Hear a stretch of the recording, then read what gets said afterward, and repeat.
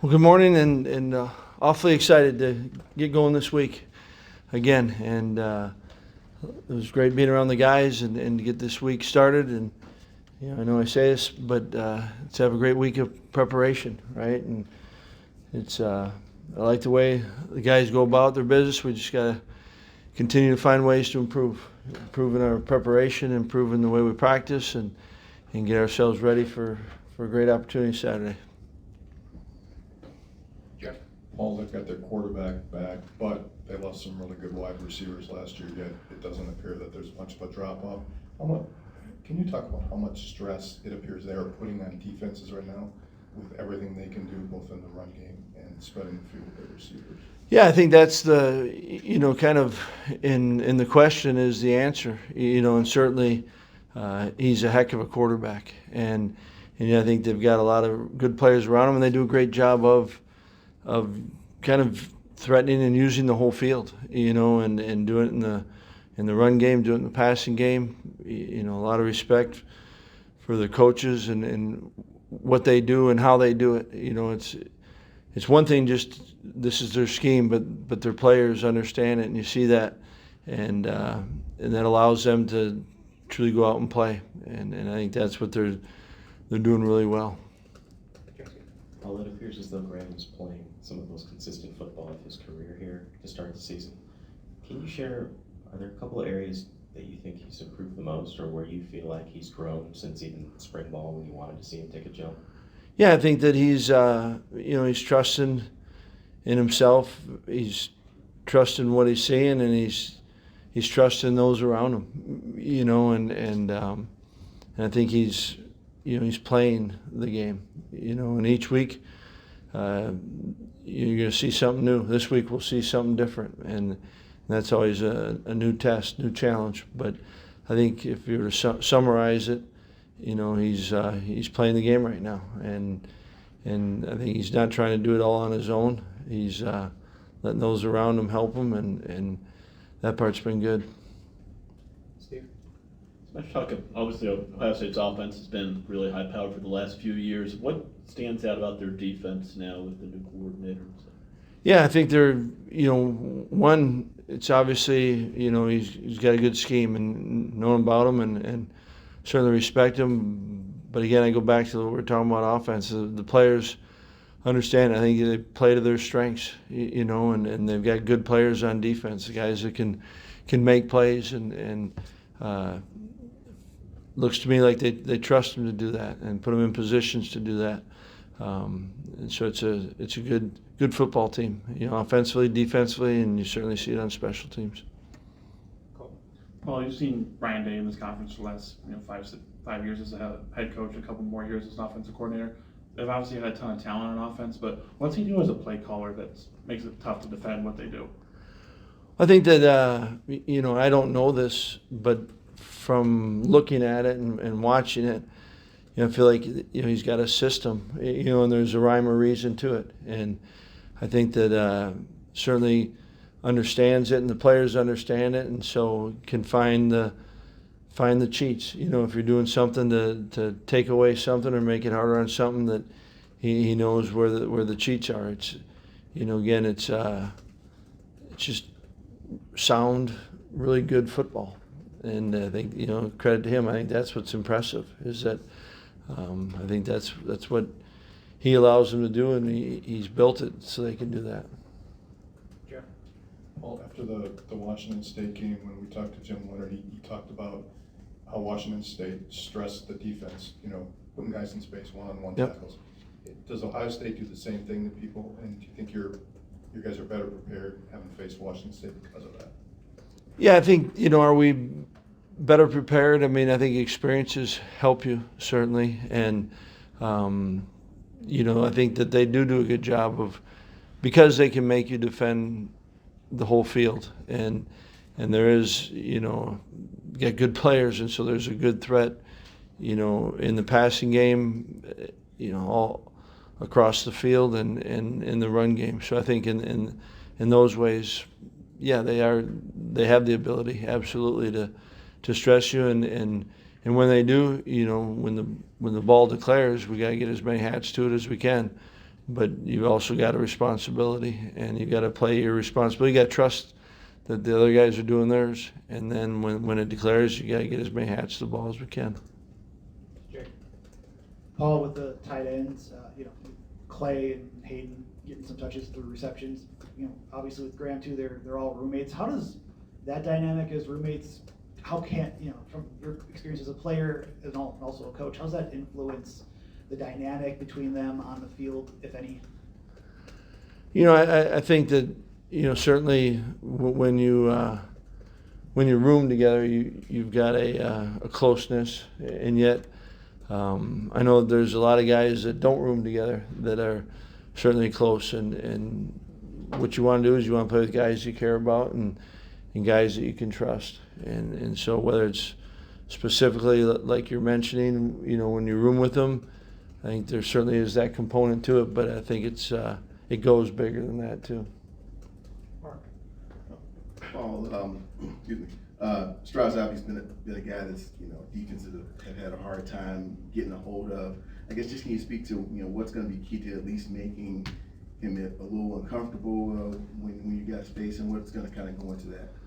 Yeah, I mean a lot of times it comes down to you got to execute and you got to play. In every game, and this game is no different. There's going to be a lot of one-on-one battles, and can you win those one-on-ones? And that's, I think, what it comes down to. And I think, I don't care, we're asked about Graham, you talk about, CJ, any quarterback that has time and is comfortable, it's the world's a little bit easier for him, and so I think it comes down to, all 11 guys got to do their part, and someone's going to, in those moments, someone's got to win the matchup.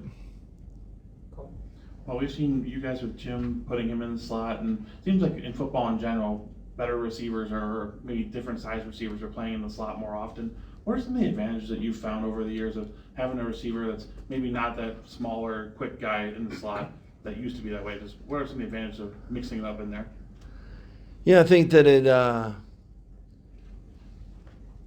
probably could be a lot. I mean, historically you had, could you get a guy that's got real quick feet and can he separate? And you certainly still value that. And then I think you look for, a guy that can handle that, and there's so much on everyone's plate. And, who's the guy that feels comfortable in there and kind of has an idea. And I think experience helps you kind of with understanding spacing and understanding, zones and the holes and how do you win on different leverages and man-to-man.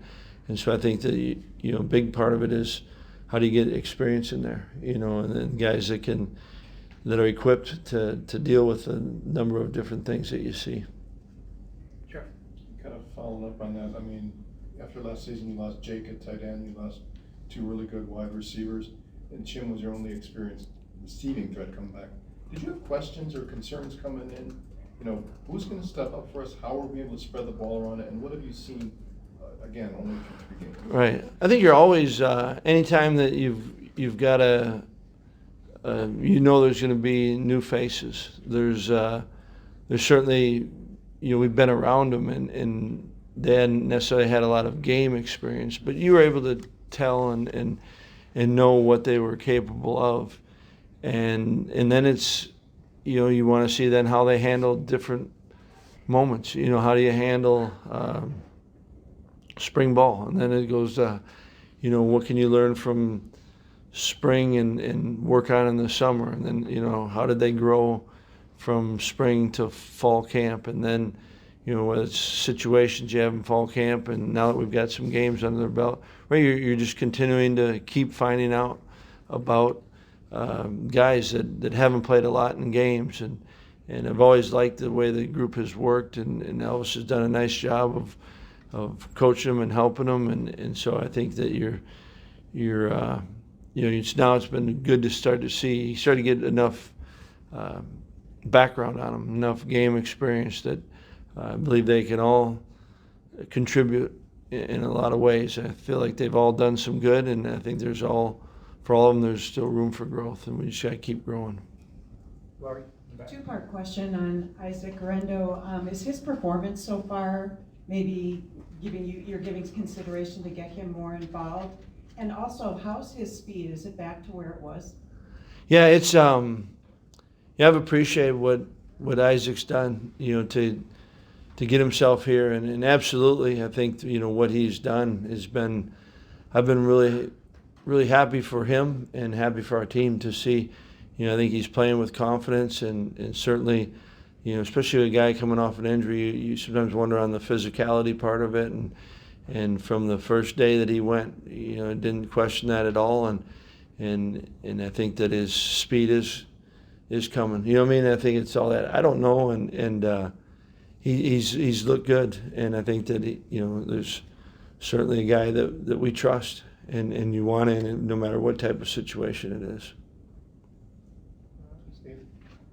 You mentioned Graham, but I'm just wondering the relationship with Bobby. How has that kind of been a factor, and how do you kind of see that relationship develop over the course of the off season heading into the year? Yeah, and I think it's been very positive, and certainly, I know that Graham has always wanted anything that can be of help, and will take the time and is open for any interaction, and some of it has to deal directly with football, and some pertains probably is applicable to football, and some probably not at all. And I think the same can be said about Bobby. Any way that he can help, and I think it's been very positive. Jake? Paul? You talked about Isaac earlier, but looking at Braylon and Ches and Isaac as a trio, they've all had varying degrees of success this season already. Just how are you seeing them bond or work off each other, whether it's success or even on the sideline if there's feedback to be given about what they see or don't see? Yeah, no, I think they're truly they're in it together, and they will help each other in every possible way. I think that they all believe that they can complement each other. I think all three are different, and I think they recognize that and kind of value that. And I think all three realize too that when all three of them are on, we're a better team. Paul, do you enter this week thinking you might do that same right side rotation on the offensive line, or does it just kind of depend how practice goes this week? Yeah, I think a big part of it is practice, and we're able to get more practice with certainly Bort. He was limited early and kind of kept coming, so that'll help there. And I think same can be said with kind of where we're at with the kicking situation. Any of those that are kind of tied in with an injury, you kind of want to see how the week plays out. All right. One more. Jake? Sorry, Paul. I know, like in the spring, Bob Bostad talked about kind of trying to home in each lineman to a particular spot, but with Trey Davis and just how he's been able to be utilized second team center, but also he was at right tackle and he's played the guard spots. Just what does that speak to Trey and his willingness to do what's needed on the line, but also his versatility? Yeah, I think just that. He is, one, he's willing, and two, he's capable. And probably most importantly is that I don't think that it's been negatively affecting him.